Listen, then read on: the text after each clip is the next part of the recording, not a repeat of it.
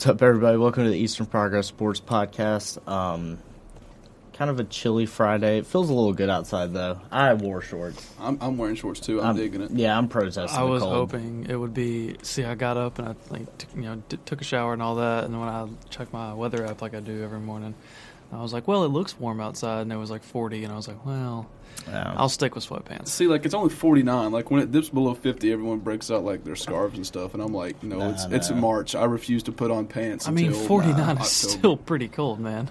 It's cold. Real honestly. I'm fine with, like, long sleeves and shorts. I mean, yeah, that's, like, my go-to anyways. I feel like that's the most comfortable. Plus, I mean, honestly, if the wind wasn't blowing, it wouldn't be as bad. Yeah. It's kind of the problem out there right now. And if you stay out of the shade, you're good, too. Yeah. But, we're down a man today, no Walker, so it's just us three. Hungover. Me, Ian, and Brent. Walker's done. Walker drank a little too much Sprite last night, so we don't really know where he's at or what his whole little situation is. Or even if he's alive. So. Yeah, that's a good point. I mean, this is an anti-alcohol podcast, so we should probably just, like... Yeah, speaking of situations, did you get your little situation handled?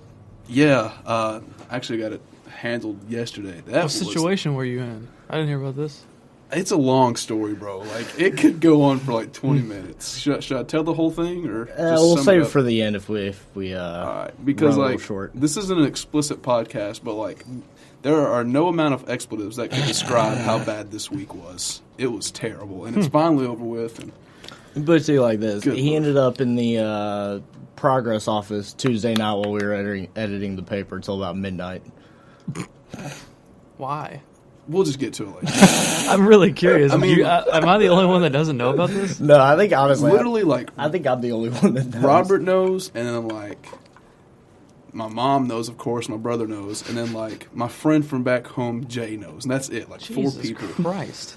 And my friend Aggie knows, too. Like, I would tell so many more people, like, I'd just text them what happened, but, like, it's such a long story. Well, thank God we have a long-form platform for you to share your story. All right, awesome, because we're not going to have, like, that much sports to talk about. Just, like... No, It's good. a one-sport season. Right Okay, now. so if you're listening, wait till the end, and then Brent will tell Yeah. his story. Yeah. Or you can just, like, skip ahead if you want to. Yeah. yeah, you could. I don't advise it, but, you know. Speaking of sports, I guess that's the topic of this thing. Yeah. No, you're I right. think It's in the title. it is kind of what we talk about in here on Fridays. So let's go ahead and start with news that's important to us, and I guess people locally who would be listening. Or just any fans in general. College basketball fans. We're talking about groundbreaking news. We got to start with EKU's head coach.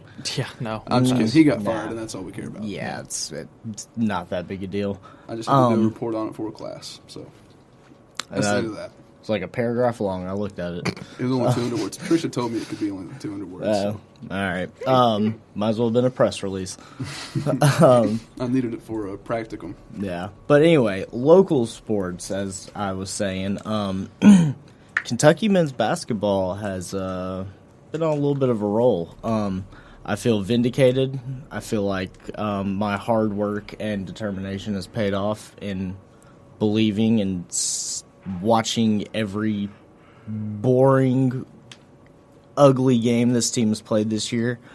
And I think it's paying off. We are on a 4-game win streak right now. Mm-hmm. Right after the 4-game losing streak. Yeah, that's 5, wasn't it? 4. No, it was 4. It was Yeah. 4. Yeah.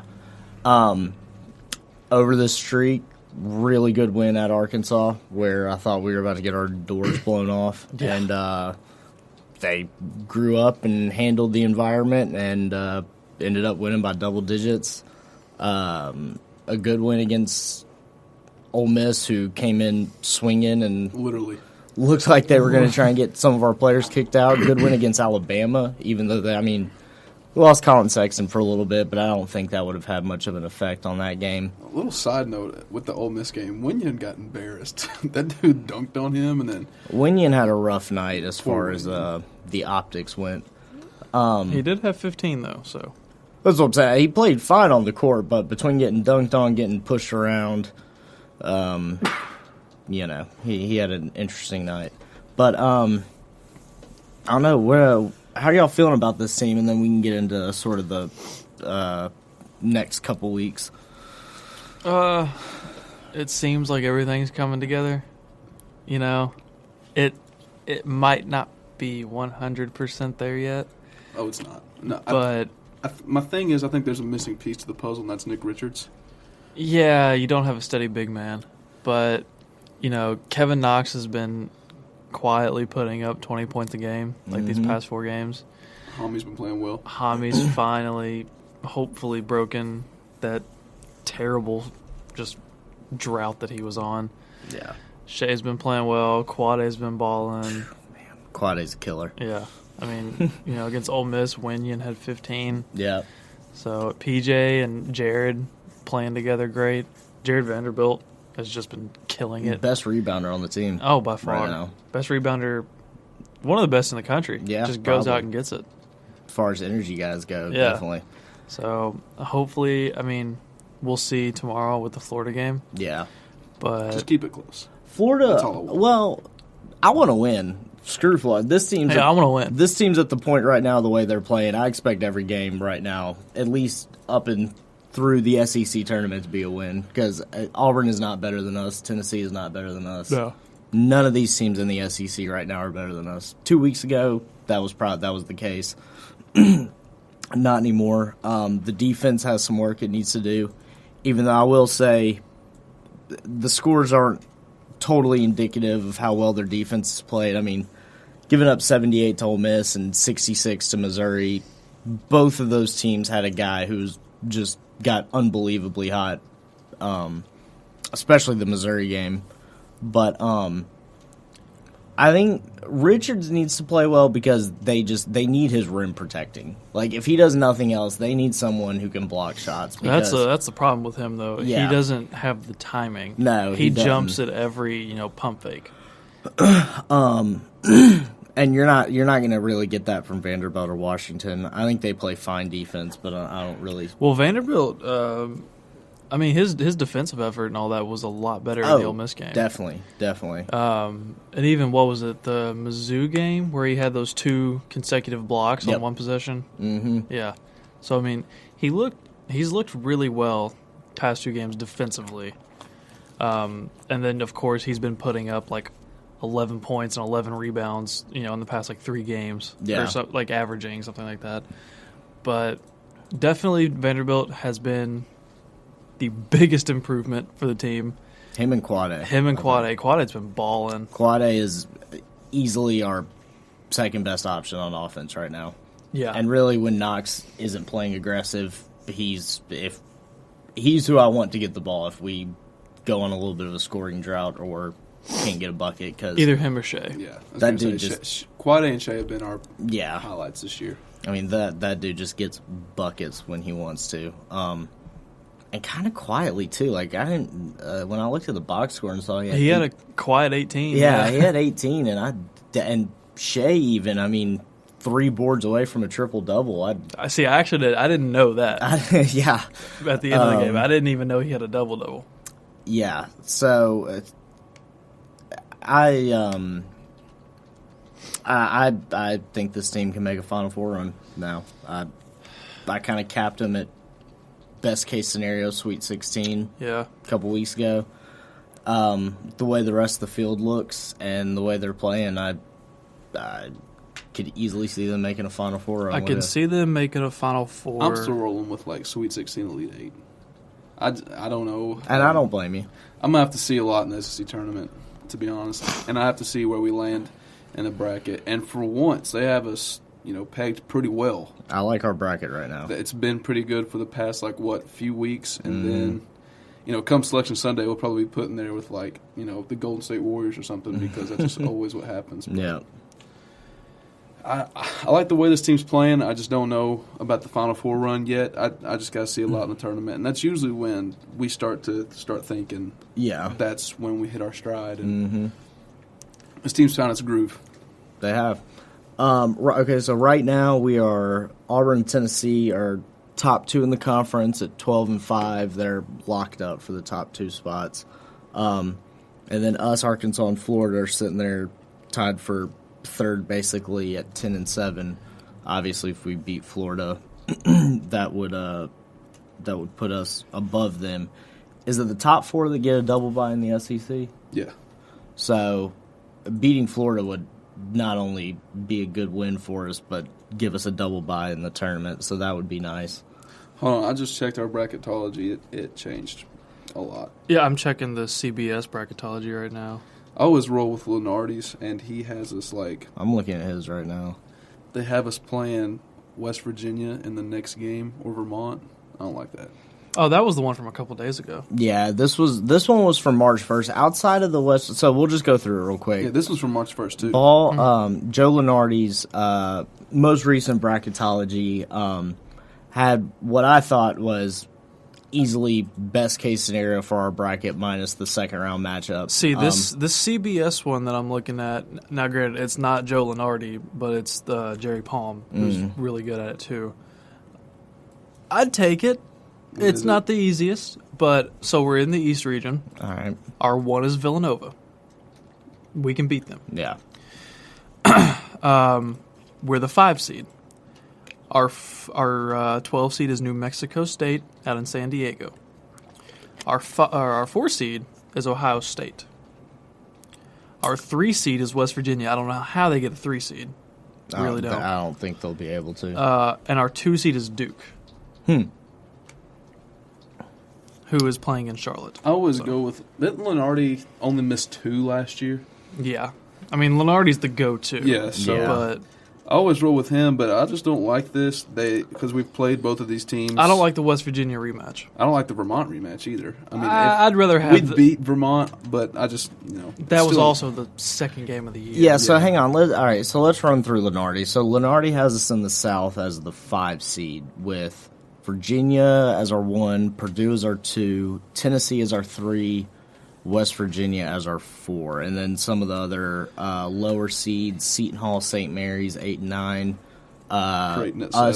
us playing Middle Tennessee as the 12, West Virginia playing Vermont as the 13, and then you got Baylor and Nevada in the 6-11 matchup, and Creighton, Kansas State in the 7-10.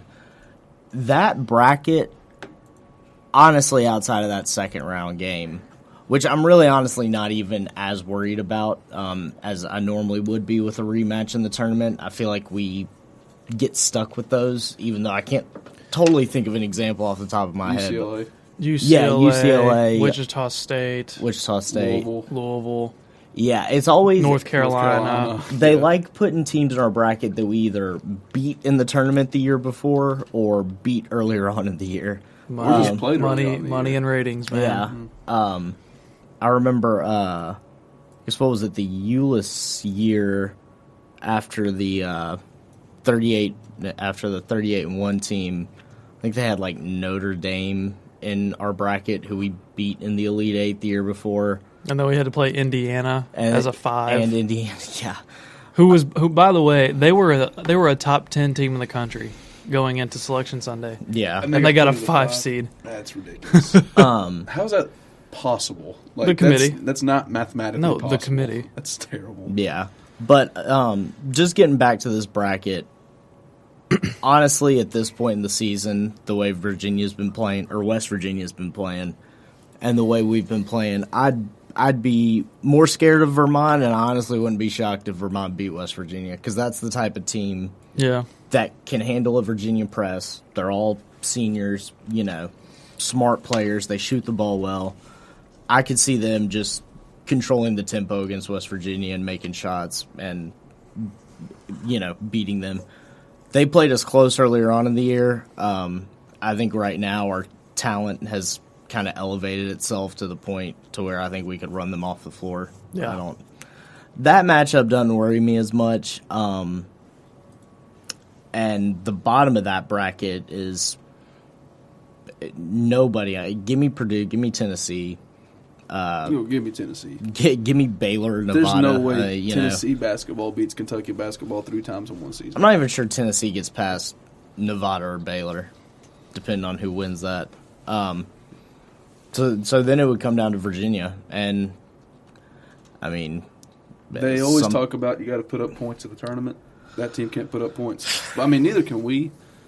I think we can. We put up 92 against Ole Miss, I think. 97, I think. 92. Was it 92? It was 90-something. I mean, yeah. We obviously have capability to fill it up, but, like, on a consistent basis, I don't know about it. I mean, the last 4 games, we've gone 81, 87, 87, 96. Never mind. 96. Give me Virginia. I think... Especially what happened last night. They should have lost that game. Yeah. I agree. Against Louisville, the buzzer beater. It's ridiculous. And the Cats are averaging 77 points a game right now. I'll take it. That's kind of wild, actually. I mean, because we always talked about how bad this team was at scoring. Yeah, and they last few games have been putting up points. I don't know what a Virginia matchup would look like. We haven't played them since they've had this Tony Bennett renaissance. They wouldn't even make it to us. They always choke in like the Sweet 16 or something like that. They got to the Elite Eight one year, I think. It was the year when they played Michigan State. It was to go to the Final Four, I think. That's right. Yep. Oh, that was 38 one year, wasn't it? Because the Final Four that year was... Yeah. Actually, I think Michigan that State, year Duke, it was Louisville. Wisconsin, Kentucky. I think it was Louisville and Michigan State, if I'm not mistaken. Louisville and Michigan played in the title game. No, 38-1. The Elite Eight game to get into the Final To Four. go to the Final Four. Yeah, I don't know who... I know it was... I know one year it was Virginia and Michigan State for a chance to go to the Final Four. And Michigan State won. Because I think Duke beat Michigan State in the Final Four, I'm pretty sure. Didn't Virginia play Florida in the Elite Eight one time and then lost?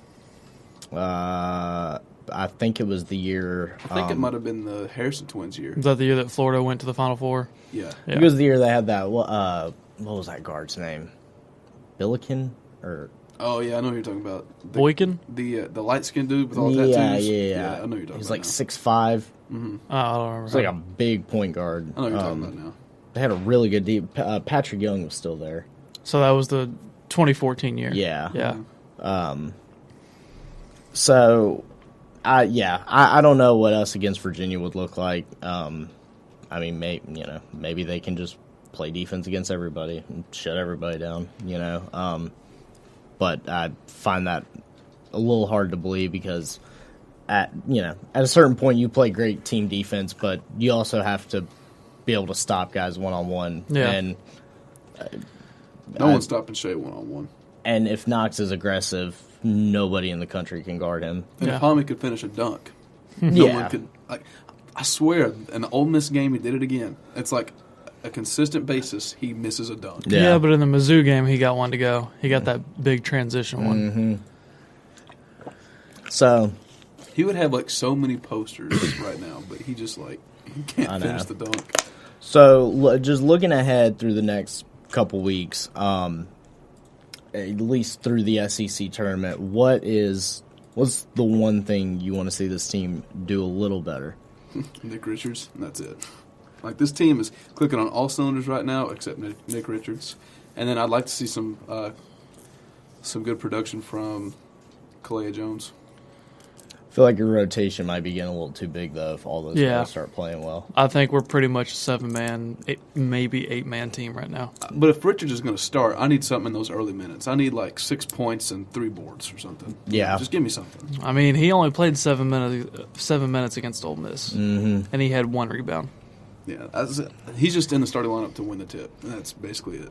Yeah, no, Cal's pretty much got his 7-man rotation right now. And Nick Richards, he's coming back.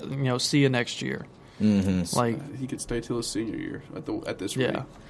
Yeah, but we've pretty much got our 7-man squad. Yeah, I think between Gabriel, Knox, Diallo, Shea, Vanderbilt, Washington, Quade, it's going to be real tough to find minutes unless you're really, really playing well. Or one of those guys is just playing really bad, which, I mean, this team is still young, so Yeah. on any given night, one of these guys could just play like crap and not see the floor. Yeah, I just want the shooting to keep up. We're shooting the ball really, really well right now, and that was a huge problem over that losing streak. I mean, there were 2 games where we had a combined 3 threes, I think. I think it was 5. We were like 5 of 30 something. Yeah, and I think 3 were against Mizzou, and they came in like the last 4 minutes. Yeah. When it didn't even matter. I want to see the shooting keep up. I love the fact that this team, they're starting to do that thing that the 38-1 team did, where it feels like we're in the bonus 5 minutes into the game. Mm-hmm. We are attempting 40 free throws a game the last few games, it feels like. What also helped in the Ole Miss game that there was 3 technicals on Ole Miss in the first half. Right, yeah. There was I think at one point 3.5 minutes of gameplay and over 15 minutes of replay time. Yeah, I don't even know what they were doing. They were bad that game. Oh, that was terrible officiating. They were really, really bad. That's just, we've talked about terrible officiating. Every team, every fan base talks about it, but that was inexcusable. That was just terrible. Yeah. So, I don't know. I am more than optimistic heading into this final stretch. I'm starting to talk myself into expecting a good tournament performance. And I'm happy for this team. This team has had a very, very weird relationship with the fan base because, for starters, it feels like this season has flown by. Yeah. And I don't know, dude. That Virginia Tech game feels like decades ago. Yeah. But this team, though, I mean, it felt like fans. I get what you're saying. Yeah, it flew by, and maybe it's because it felt long, but you're right. That Virginia Tech game does feel like a while ago, but it's like we were just It feels like a while ago because it feels like a blur. I was just kind of, because this team has gone through just so many different stages. Right. When they started the season, they had that early Kansas loss, but they looked great against Virginia Tech. They came out and they killed Louisville, and then they dropped that one to UCLA, and then they were. Dude, I don't even remember that UCLA game. I know. I mean, and then I keep forgetting we played them this year. And then they started off good in conference play. They had the early loss to Tennessee, but they were sitting at 14-3. yeah. And then they kind of just went to the team that we saw through the majority of SEC play. The team that always, just kind of lost. Yeah. They lost to Florida at home, lost to South Carolina on the road, and then you had that 4-game losing streak. You lost Tennessee at home. That West Virginia game was a stage in itself. Yeah. Yeah, absolutely. And, at one point, I remember going home after the UCLA game, because that was during Christmas break, and just even listening to the post-game show, and I could feel this, without being as plugged in as Matt Jones and some of those guys, but just the lack of enthusiasm about this team, and how it just felt like nobody really cared, they had already not even written the season off, not. It's just almost like they hadn't even taken the time to either write the season off or stick with this team, there was just... I'm with you guys, because I'm that fan who's kind of always been, it's basketball season, it's whatever. But this team doesn't have star power like we had, last year we had Fox and Monk. The year before that we had Ulyss. Then we had the 38-1 team. And then we had, the Harrisons. And then even the NIT team had Netherlands, then the national championship team. It just goes back. We always had all this star power, except for the 2011 team. Mm-hmm. And this team was just kind of we don't have anything to look for except for Shai Gilgeous-Alexander, who was, really an unsung hero most of the season. Oh, yeah. I remember hearing rumblings about him possibly being the starting point guard in the offseason, and then just assuming it was Quade's job and not really even thinking about it. It's that haircut turned it around for him. It's crazy. It really was. After that Louisville game, it's just... And, I think part of it, too, is, the one thing with all those teams that you just named that I think is different about this team is there was always, a top 5 guy that you could put on the face of the team and be excited about. You know, like last year, I think it was a little bit of Fox and Monk. Mm-hmm. You know, But like I get what you're saying. Like this team is eclectic. Like it is. And like Knox should have been that guy because he was a surprise get. We needed him. Mm-hmm. He finished top 10 in the recruiting class. But, you know, he's a quiet guy. He's not very out there. And that's kind of the same way most of these guys are on this team. Even though listening to him talk more as the season goes on, they're all like super smart dudes. I just don't think that they're very out there, you know, like Fox and Monk were. they're very quiet. Very quiet. And Even like the loudest one is Hami, and he had a stretch to where he was quiet because he just sucked. yeah. So they're just all kind of like quietly working together. I don't know. I think it'll be scary for other teams in the tournament. Mm-hmm. I wouldn't want to face us if I was another team. But just watching this team kind of go through the season was the most unique Kentucky basketball experience I've ever seen. I agree. And like, I don't mean this as a knock against any of these guys, but like no one's really like exciting to watch. This felt you know like what I mean? This felt like a 5-7 football season. Kinda. Or like maybe Joker's last bowl year. Like just kind of like, Yeah, let's watch a game. Yeah, like I mean, it felt like homework for a certain stretch of the season. I mean, that was when they were losing bad. Yeah. But you know, we don't have someone like a Fox or a Wall who will, you know, take it coast to coast and just do something crazy on any given play, or Monk who will dunk on somebody and go for 40 points, or, you know. Yeah. We don't really have anybody like that. Like, even Shea's style of game, like, he doesn't seem athletic. He seems kind of more shifty and patient. Like, nobody really jumps out as, like, damn, you know, he's fun to watch.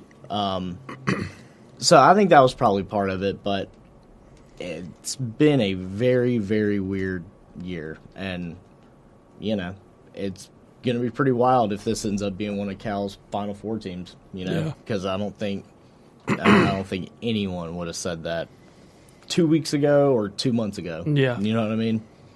You know, and I really like that the team seems like they have taken. You know, they know their roles now. Mm-hmm. Late, you know, in the season, they know what each person has to do. You know, Jared Vanderbilt knows that he just has to go in, hustle, and get boards. Right. Knox knows that he has to score. Mm-hmm. Quade knows that he has to score. And facilitate, really. Yeah, and Shea knows that he kind of has to run that offense. You know, pass, cut, just do all this.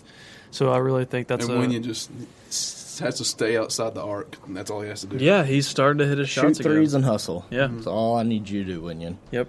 And, you know, this is, you know, obviously this will all depend, I guess, on how the tournament goes, but this really could be one of Cal's greatest coaching jobs, because it's not that this team doesn't have the talent. I mean, I think if you were to rank Cal's teams, as far as just talent goes, it's above. I mean, it's above the Ryan Harrow team. It's above the Euless team, and I would argue that it's probably better than that 2011 team. To be well, honest, I was going to say it's probably above the Brandon Knight team as far as just talent. I always keep forgetting Brandon Knight was on that team for some reason. reason. As far as just talent up and down the roster, it's probably above those three teams.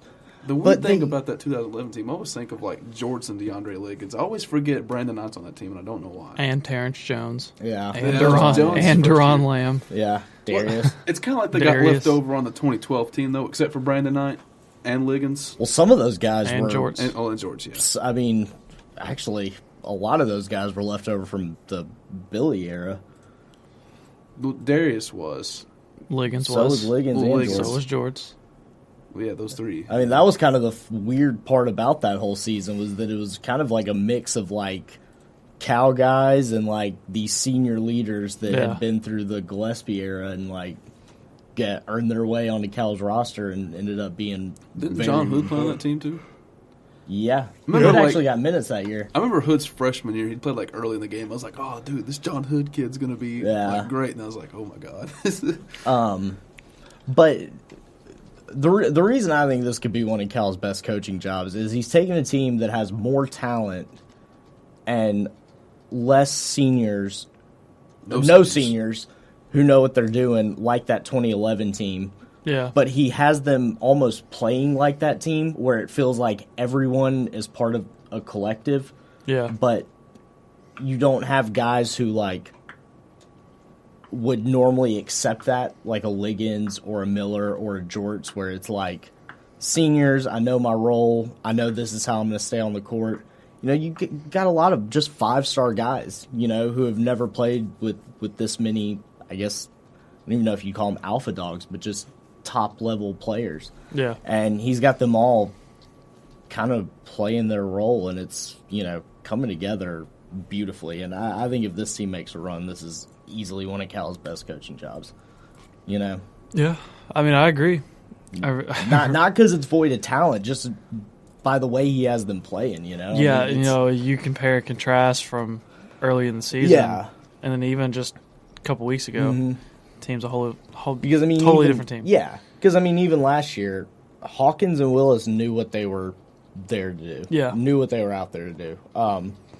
Briscoe was kind of like a thing that was just sort of, I don't even know how. He was just kind of in himself. I don't know. He, I like Briscoe, but like he just kind of fit weird. I didn't with like both him until teams that he North was on. Carolina game. Yeah, he kept us the in that very North last Carolina game. But like, you know, there was always very clear, like, it's Fox, it's Monk, you know, Willis, you shoot, you know, Briscoe, you create. But like, Fox just shoot. It's Fox and Monk. Like, these are our guys that we're going to. Bam, you look for lobs. This team, it's like, all right, Vanderbilt, hustle and rebound. Winion, hustle, shoot threes. Shea, create, play defense. Quade, go get buckets. You know, Knox, go get buckets. It's just everyone seems to be like slotted into a role that really reminds me a lot of that Brandon Knight team. Yeah. Which is why it's even more impressive, because you don't have seniors and, you know, guys who've been around like that team did. Or a really smart point guard like Brandon Knight. I hate how his NBA career has played out. I do too. I really thought he'd be good. And He's one of the more underrated UK point guards. he's a great shooter. I don't know why he can't get on the floor. And That whatever. DeAndre Jordan dunk ended his career. And Kyrie crossing him over. Yeah. His defense is rough. And he plays in Phoenix. Yeah, but they were starting Tyler Ulis for half the year. I mean, I love Ulis. He's got no business starting for an NBA team. But yeah, I think, I don't know. I like the way this team looks. I like the way they're playing. I don't think it's fun to watch. I don't think it's sexy to watch, but They win. They They are winning. they're winning. And God, that's all we can ask for, because they were not winning there for a minute. Anything else with this team? Anything y'all are looking for? You know, we already kind of talked about what we wanted to see improve. I mean, any other thoughts on these guys I'm and just ready to fill out a bracket. where the season's going? Yeah, me too. 9 days. Yeah, speaking of bracket, what's the top 25 looking like? Are we going to do that? That's going to come out during spring break, so we won't be up here. Oh, dang. When are the brackets announced? March 11th. The 11th. God, that will be over spring break, won't it? Mm-hmm. Well, wait. When does the tournament start? Like the 16th or 17th? No. It's usually around that time period. The first four starts like 2 days after the brackets come out. The first four does, but in there I thought there was like a kind of a gap between the first four and the. There's a actual- 1 day gap. I believe. I think there's like 1 day. Oh, okay. The tournament will start while we're still over. I think it might Spring start break. like the Monday we come back from spring break. No, the tournament always starts on a Thursday. Tournament always starts while we're on spring break. It did last year. It was my first spring break in college, so I don't know. All right. Well, we'll have to come up with some way to do our brackets or share our brackets. Yeah, selection shows in 9 days. Good Lord. let's see, when is it? The first four is the 13th and 14th. First and second rounds are the 15th through the 18th. Arguably the best part of March Madness. Oh, for sure, yeah. I actually kind of hope that fall. Yeah, that's the Thursday, Friday, Saturday, Sunday of spring break. That's probably the best time for the first 4 days to be, because I won't have anything like I actually have to do. We can just chill at home and got my computer on one game, TV on another, PlayStation got another game going. I am pumped. Yeah, and I think it's either CBS.com or like the official NCAA website. They do a really good job with they just got like a whole March Madness, like the whole thing. That's what I thought. Yeah, they do a really good job like making it to where you can see like all the games pretty seamlessly. And a good job by Turner too, having 4 stations that run. Like True TV has like nothing to do with basketball whatsoever. It's wild, but they show the game. So good job for Ted Turner. It's crazy. Turner's like the basketball like network, because you got like TNT and like CBS. They have the best NBA show. They usually get the best NBA. They have the best sports show in general. I agree. Like on TV, because ESPN, Fox Sports, they all kind of rehash and say the same thing, but like that stuff is comedy. Well, and they do cool stuff with former players too, like this, like Area 21 or what is it, Area 51? Area 21. Area 21 with KG, and they do cool stuff. And then even on like, they always have their Thursday night primetime games for the NBA, and then Tuesday they've got the like players only, where they have like Reggie Miller, Brent Berry, and all them calling those games, where they get like a former player perspective on the game. I like those, and it's funny because one player always ends up like trying to be the play-by-play guy, and you can tell they have no idea how to do it. Like, but and that's why we're in this major. Yeah. So yeah, we'll come up with some way to do our brackets. I guess we could always just fill them out. And then... I mean, then again, like, I live 5 minutes down the road. I could, like, I don't know, maybe conference call. Yeah, I don't know who's going to let you in here, though. A good point. I mean, we could always fill them out and then either tweet them out or go through them when we get back. Dude, do we have a Progress Twitter account, like a podcast Twitter account? Not for the podcast. We have a sports account, Progress Sports account. We should probably start one up. Yeah, we could. We could. See how many people actually... listen, or we could just take over the Progress Sports. Yeah, that works too. Useless. They don't do anything with it. So yeah, we could either tweet the brackets out, or when we come back, we could just go through our bracket and see what we got wrong and what we didn't. Then we could cheat though. Well, I would assume there was some integrity involved. Or we could like just send the picture in our system. group. I mean, if you show up with a perfect bracket, I'm gonna call BS. We could just like send our brackets to the group text. That way we know. Yeah. Yeah. Okay. Yeah. And then, I think it would even be cool if we did like as each round ends, refill out a bracket from there, like to see if our picks change based on how teams are playing. So, like, if, like, you didn't have, like, say... So, like, last year, I had Duke going to the Final Four or something like that, but South Carolina beat them out. Yeah, so then it would be like, all right, now I'm picking South Carolina and Gonzaga. Okay. And North Carolina and So, like, our Oregon. bracket won't be totally shot if we lose a game. We'll figure out a point system. We'll figure it out. Well, no, our regular brackets would, but we could just... We wouldn't have to, like... be held to our picks as the tournament goes on. You know what I mean? We'll figure it out. Some system. Yeah. Yeah, the tournament will be fun this year, man. There's going to be a ton of upsets. Oh, yeah. 16-1 maybe? This is the year for it. Nah. I just don't know who the only team I could see doing that, if they somehow snuck into a 1, which I don't think they will, would be like Gonzaga or Purdue. They're at 7 and 8 right now. They would need Duke and Virginia to probably not win the ACC. And Michigan State's actually in a tight game right now. Who are they playing? They're playing Wisconsin. 4 minutes left. They're up 5. Side note here. I know we're on the basketball trend right now, but I got to talk on football real quick. Okay. Saquon Barkley is like tearing it up at the combine. So. Oh, is he? That's my dude. I forgot the combine was Did it start today, or did it start? It started yesterday. That's what. Okay. He had 29 reps at the bench with 225 pounds, 41-inch vertical, and a 4:41:40 time. 4:41. Mm-hmm. Damn, that's not bad. I don't care about the combine. I used to I don't love either, watching but, the I combine. love Saquon Barkley. I used to love watching the combine, but I don't get the NFL Network anymore. Yeah. The only time I got invested in the combine was when Bud Dupree was in it. We were like snowed in for weeks, and I was just like, you know what, I'm gonna see what Bud does. Yeah. And he like tore it up. I was like, all right, then.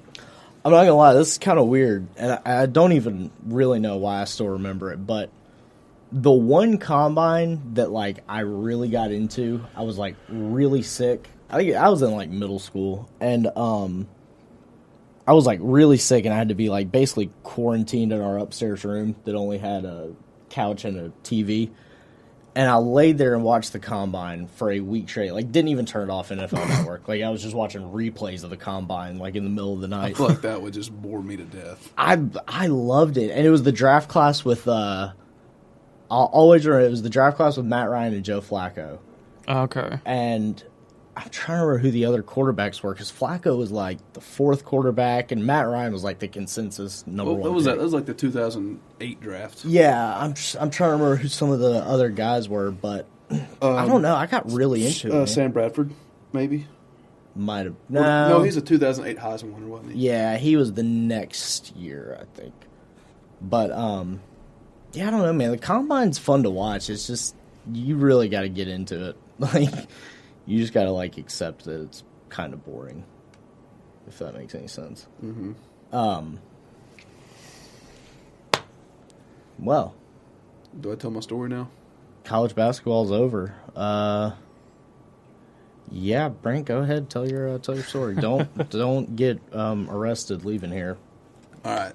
Okay, so a little pre-story for the story. About a year ago, it was like February, March, I get pulled over for speeding in like Irvin or whatever. And, you know, it's whatever. I got a fine or whatever. I didn't pay it, so my license got suspended in July or August 1. I was like, oh, okay, no big deal. I'll find a way to work myself out of it. I did.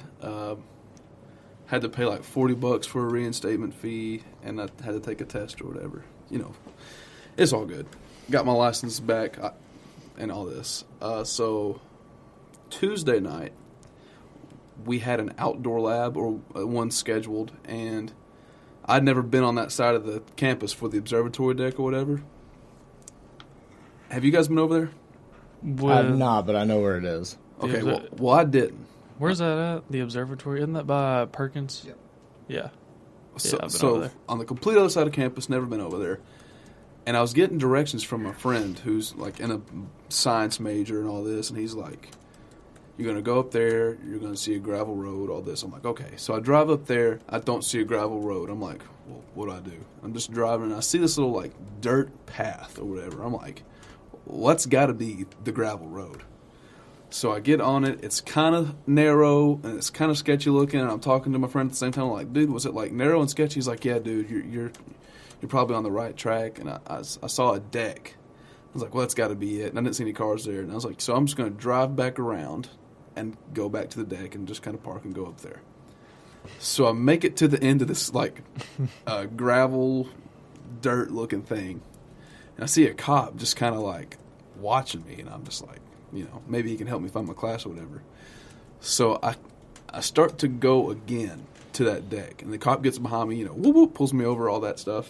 And he's like, what are you doing? I'm like, looking for my class. I'm heading toward the observatory deck because it's not what it is. He said, no, you're like on a mulch running track right now. I was like, this is not a mulch running track. Like, this is gravel. This is a dirt road. He's like, no, you're on a running track for like our police officers, whatever. And I was like, it's like, damn. All right, well, can you just help me get to my class, whatever? He's like, yeah, but I need to have your license and proof of insurance, registration, all that. I'm like, all right. It turns out my license was still suspended. And I was like, no, my license isn't suspended. I've done everything. And he's like, no, your license is suspended. Here's your court date, this, that, and the other. So apparently I was driving dirty for a year. Had no idea, too. So comes to find out that test I took in August, the 4-hour test I took, was the wrong one. So that's why my license was suspended, but I finally got it worked out, and I didn't have a ride to class the past few days. And I was working on trying to get my license fixed, so it was a rough, stressful week. And it was funnier on Tuesday because I didn't know how this was going to shake out. Like, I thought I might have had to, restart the whole licensing process, but ended up not being that bad, so. So they gave you the wrong test back in August? Yeah. So I was driving dirty for a whole year, had no idea. Well, that shouldn't be your fault. Okay, wait, I got a couple questions. So why did your license get suspended in the first place? Because I'd put off paying the fine or going to another traffic school class or something like that in the summer. Like, I'd put it off, and I got a letter. It's like, oh, your license is suspended. And I was like, okay, well, to get out of these sort of things, you got to know people who, like, work in the system or whatever. And I luckily did, and they were like, okay, we'll just, do this, do that, pay the reinstatement fee, take the test, and you'll be all right. I took the wrong test, so. So why would you not just pay the fine? I just put it off. how much was the fine? It was like 160 or 170 something. Dude, you should have just paid it. Well, I mean, at the end of the day, I ended up paying less money to get this. It was just like stupidly long story. I'd say, look what you just had to go through. It got me out of class for 2 days. It'll be all right. And then you didn't know where your class was? No, I still don't know where it is. I still have no idea where the observatory deck is. Why would you not just ask somebody in your class? Have you not had this class yet? I have, but this is the first time this was the outdoor lab or whatever. Oh. And this is my last outdoor lab, too, because I'm not dealing with science after this. So I just... Wait, but you said your brother had to drop you off. Where did your car go after... Oh, they wouldn't let me drive back through the mulch track, so... They towed it? No, I couldn't drive my car either. So they took my license. They're like, can someone come drive your car? I was like, damn. So I called Mom, and Mom comes and, like, she has to back up my car off this mulch track. Then she drives to the house so my brother can take my mom to get her car, which is now at the mulch track. And then we get in Mom's car, and then Chase drives me to the Progress office, and then at 11:30 or midnight, we got to call Mom and tell her to come pick me back up. So it's an interesting week. Oh, and they had my court date set for the first day of midterms, too. And I still got to go for proof of insurance, even though I have proof of insurance. So, Dude, so are you going to have to tell your radio show that you like your mom can't bring you to the radio station, so they're going to have to... Oh, I can drive now. I got my license back. Oh, yeah, okay. I got it back yesterday. I'm an organ donor now, so... Very nice. Oh, goodness. All right, well, that was a pretty good story, I guess. It was dumb. It was a dumb story. It just... very bad week. Yeah, I just don't know why you wouldn't have paid the fine. Yeah, it makes no sense to me. I was broke. So? You can work. Nah. It was summer. I didn't want to work. What's EC? You're decked out in EC baseball? What is that? Oh, yeah. It's just stuff I had in high school, and I just... What's it? Estill County. Oh, Estill County? I was... It's Friday. I don't have a class, so I just, like, rolled out of bed. I was like, I'm going to throw on some old stuff. Did you suck? No. Did you suck? Were you pretty bad? No, it's pretty good. I was decent. No. Well, speaking of decent, I won Fortnite earlier this morning. Is that what took you so long to get in here today? It was, yeah. I knew it was. I knew when you wouldn't specify that you had something to do. I knew it was Fortnite. I knew right away. I was like, I expected it to be just like a quick game. I dropped in like right when the bus opened. I was like, I'm gonna get down here. There'll be people. We'll start killing each other. And I still don't want a solo game. Really? that was like I got very close last night. I had a rocket launcher. I was in a bush. This dude didn't see me, You were in a bush. You deserve to die. No, I was a bush. I won twice using a bush. You still deserve to die. Well, hold up. So I had a rocket launcher, and this dude's like built this thing, and we both jump up and shoot the ground, and we both blow each other up. And there's like a other dude who just watched us do it, and he won. I was like, That happened to me last night. Me and this other dude ended up both killing each other. It was crazy. Yeah, I was in pretty good shape earlier today because where I dropped, nobody else dropped, and the circle basically just stayed where I was at the whole time, so people kept having to come into where I was at, and I just sat in the building and waited for everyone to die, and then a drop landed right next to me, and I got the gold assault rifle, and I wreaked havoc on people. Yeah, I had a couple squad wins last night. I had 11 kills in one game. My roommate won solid gold squads with random people, no Really? microphone. nice. I don't like solid gold game. I don't either. That's I too kind of much. like it. I feel like there's more strategy that goes into I it. don't like it. Not enough balance. I mean, there like the building and all that. You have more wood and stuff, but like, I don't know. I just don't feel like there's enough balance. I feel like our Fortnite story should become like a staple for the end of every podcast. Yeah, I was gonna say because we just did like a complete 180 on this podcast. just Yeah, now. that's how just addicting that game is. Like, Yeah. Ridiculous. I really can't. I don't like make myself stop playing it.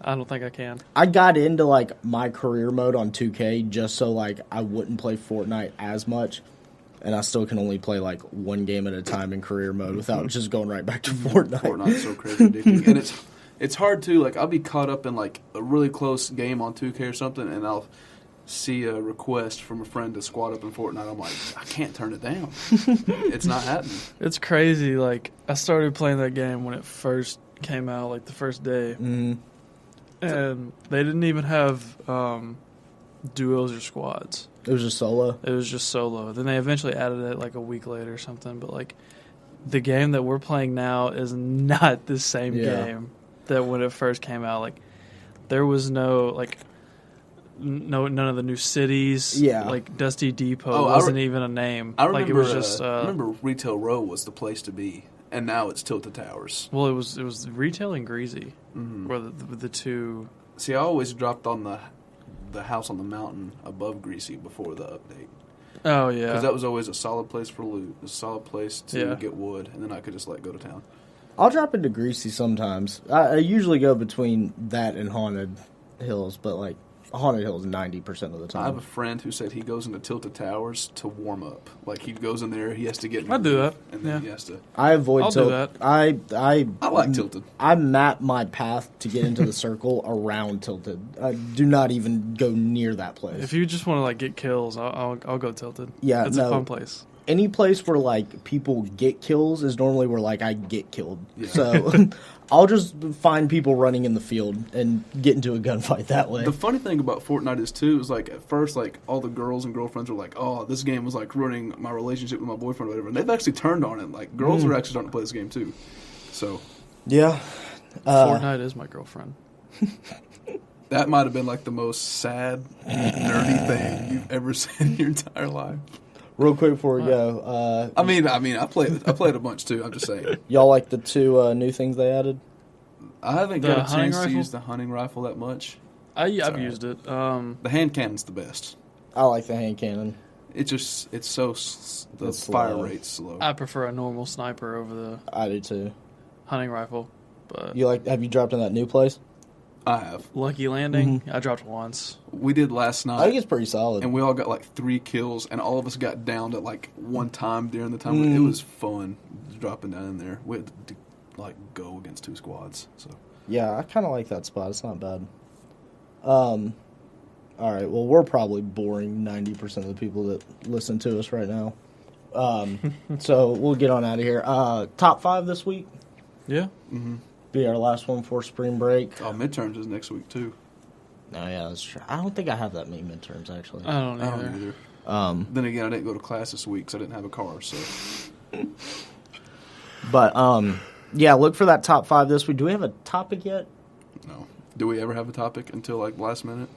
We need to not do that I know because it's gotten like out of hand. because it would be really nice to like tease it right now, you know. So we'll have some sort of a top 5 thing this week. Just look out for that. And then it is WrestleMania season. We could do. I'll let you guys and Chapman do that. Can we not have Joey Chapman on here? No, dude, y'all can totally have him on here. Who is that dude, by the way? Is that the dude who said that Tupac? I was talking about Tupac being alive last night. Or He probably said something like that. No, we were sitting there talking to him with him. He's Oh, no. Oh, okay. I haven't talked to that kid since freshman year. All right. So yeah, we'll have that this week, and then I guess we won't do a sports one on Friday. We'll probably record it on Thursday, since some of us will be leaving Friday or Saturday. Yeah. Just to send us off and preview probably the brackets one more time, because will conference tournaments be over? Well, by the end of next week? Yeah. SEC normally ends on the day of selection. I was going to say, Sunday. they're normally like the last one to end, I think, aren't they? Yeah. So we'll have something for that, but other than that, have a good week, and we'll talk to you all on Wednesday.